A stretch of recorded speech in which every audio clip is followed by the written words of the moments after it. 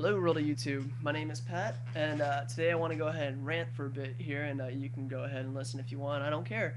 But basically, this is a rant I have all the time, and that's that George Lucas is a hack, and I think that it's so upsetting that people way overcredit him, and that they think he's this great genius, and really he's just like one of the worst directors of all time.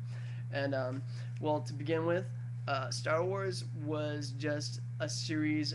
I mean, the first Star Wars, the first one released, Episode 4, was just a series of lucky, lucky draws by George Lucas. It was the right time at the right circumstance for the beginning of the 80s Hollywood genre film. And that, it's the time when genre films started going on. And I mean, it's not just Star Wars at the time. I mean, there's also Blade Runner and Alien that all took off like at the same time. That it wasn't coasting on Star Wars coattails at all. It was all independent, and that it was something that people were looking for. People were getting tired of the same cinema, and they were getting tired of having films that were period pieces or emotional pieces like Midnight Cowboy and all that. And they wanted something loud, dumb, and fast and easy, like Star Wars was. And he is always being accredited with being such a technical marvel and being this great innovator for special effects. But the reality of the matter is that all the great special effects that came out of that movie had nothing to do with him. In fact, it was because he had his hands out of the studio. In fact, if you look at everything in his career, everything he touches turns to, excuse me if you're those younger viewers out there, but it turns to shit. It absolutely does. And I'm really kind of bothered that he gets all this claim to being this great director. And of course, Star Wars ended up being this marvelous hit because it was essentially something that hadn't been done before, and that was combining like samurais with sci-fi. And he just stuck his little flag in there, and from this day on, it's like, no, you can't do that, or you're ripping off Star Wars. You can't combine sword fighting and sci-fi, or you're ripping off Star Wars. And it kind of just really bugs me, and that this is kind of like how things went down. And the fact of the matter is, the real fact of the matter is that all his style and direction, all that, his best stuff was earlier on, and he was just ripping off Akira Kurosawa. And if you are a Star Wars fan, please, please, please, please go look up Akira Kurosawa. And I know that he's kind of having a relapse in popularity, and that's great. I'm glad. But I seriously have been in Akira Kurosawa since I think since I was a kid. My brother showed me Yojimbo when I think it was 95 or so, and ever since then I've been absolutely hooked. No, it couldn't have been 95. It must have been a little bit later, like 97 or something. I can't remember. But it was on a crappy VHS that he got at some Comic Con convention.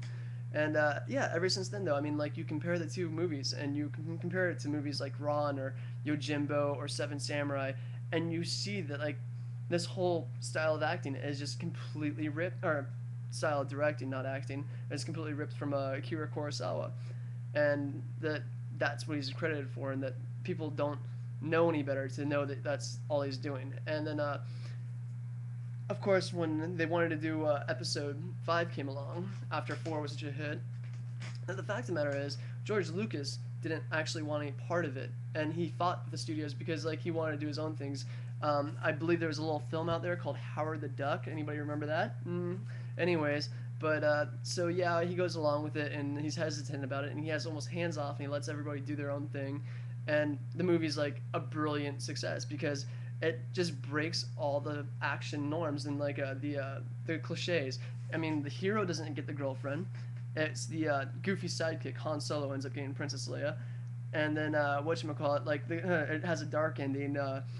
They mutilate the good-looking, attractive protagonist. They take off his hand, they desexualize him, and there's just so many different things that have never been done in film before because he's not taking the role of this, John Wayne kind of character that's just strolling in and being a badass, but instead he's actually vulnerable. And this is all stuff that I really don't think it's much credit to George Lucas at all. But then after, of course, Empire was a smashing success, that then he decides to go ahead and step in, and he makes Jedi one of the worst of the worst of the original 3 movies for sure. And he adds marketable little Ewoks and their little fuzzy teddy bears that take down the Empire. And of course, I'm just quoting Kevin Smith here, and I hate him, but anyways, yeah. But there's a lot of truth to that. That it's definitely the most ridiculous one. And then on top of that, they're trying to undo the first movie. It's like, well, he didn't get the girlfriend or Princess Leia because he's actually her sister, right? Right? And then, of course, it goes into hiatus, and George Lucas is trying to expand some more, and he's trying to be an artistic type, but he just gravitates back to it because he realizes that, like, he doesn't have talent. He knows he doesn't have talent, and he recognizes this, and he goes ahead and he hops back on the Star Wars. And one of the reasons, like, one of the things he did that really, really, really pisses me off is LucasArts, because I am a huge, huge video game nerd, and I love LucasArts, and they have some of the most creative games of all time. And the fact of the matter is, the majority of the best games that they made were nothing to do with Star Wars. And he basically came in and decided, okay, well, this is my name, and I don't want anybody as creative as me. And I really think this is what happened. And that's why, what's his name? Tim Schafer pretty much doesn't work there anymore. And that they got rid of, they never tried to remake a Monkey Island game, despite the fact that it was a ridiculous success. Forget Day of the Tentacle or forget Sam and Max. So it's like, they just went all Star Wars, and it's because George Lucas is a little insecure, egotistical hack that has to have everything under his control, and then he makes some of the shittiest Star Wars games of all time. And after that, and all these Star Wars games that were actually good, he had no part in, no hand in whatsoever. Let's see, Empire Strikes Back, Atari 2600, one of the best ones out there. Dark Forces 2, aka Jedi Knight, Jedi Knight 2. All these he has no part in. TIE Fighter, X-Wing, no part of. Super Nintendo, Super Star Wars, no part of. Like, the best ones. And then he gets his hands in it, and then they make Rebel Assault, like one of the worst games in the series thus so far. And then he makes crappy, like, Jedi Knight game after Jedi Knight game. And I think a lot of people out there are huge fans of, Knights of the Old Republic. I don't get why. That's just me. I never was a BioWare fan. I don't have anything against him. It's just not my flavor. But still, it doesn't compare to the creativity of the stuff that Tim Schafer has done, and that's for damn sure. And they just want to ignore that games like The Dig ever existed. And now all LucasArts games do is make these crappy Star Wars games like The Force Unleashed. But of course, it wasn't video games for long enough that he decided he needed to go ahead and pump or breathe new life in his little cash cow here, and he decided to do the 1, 2, and 3. And wow, I mean, wow. I remember 10 years before that movie came out, telling my friend that they were planning on making it, and it just kind of kept getting kicked back. And you want to talk about the biggest disappointment of all time? Like, before I realized that he was a hack and that I was still a dumb little kid into Star Wars. But yeah, there are more mistakes and like poor choices in those movies than I have fingers.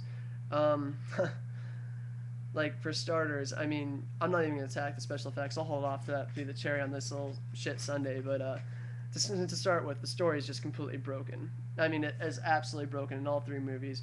The characters are nothing more than a couple of people jumping on camera, throwing information on the screen like, "Hi, I'm Anakin. I am a kid. I'm gonna get in a race now. Ha!" And it's absolutely ridiculous. And everything's over the top, of course. And that, they were talking the first couple movies, I mean, 4, 5, and 6, and they're saying, and he's like, oh, well, Luke is a really powerful Jedi and this and that, and he can barely lift up an X-Wing. But now in these new movies, they're all going Tetsuo on people and, like, throwing the Senate at, Yoda and all that crap, and just, god awful. And, the original movies had this mysticism behind them that was excellent, and that, like, the Force, it was something that didn't need to be explained, but no, it had to be explained. There's bacteria in your blood, and that's what's causing this power and all that. And it's just, I don't even think he realized, like, what he had. That's even sadder. Like, that's even more sad to me, that he felt the necessity to explain the Force and make up, like, artificial science for it, like science fiction for it. And that just goes and shows me that he didn't even know what he made. He didn't even understand why these movies were so good to begin with. And yeah, so he goes on and just makes one after the other, and no character development whatsoever. Bland, uninteresting stories, arbitrary plot devices that have no point whatsoever, like the race. And then, of course, the cherry that I was talking about earlier, the special effects. that they decided, or he decided, that everything was going to be digital, and this is just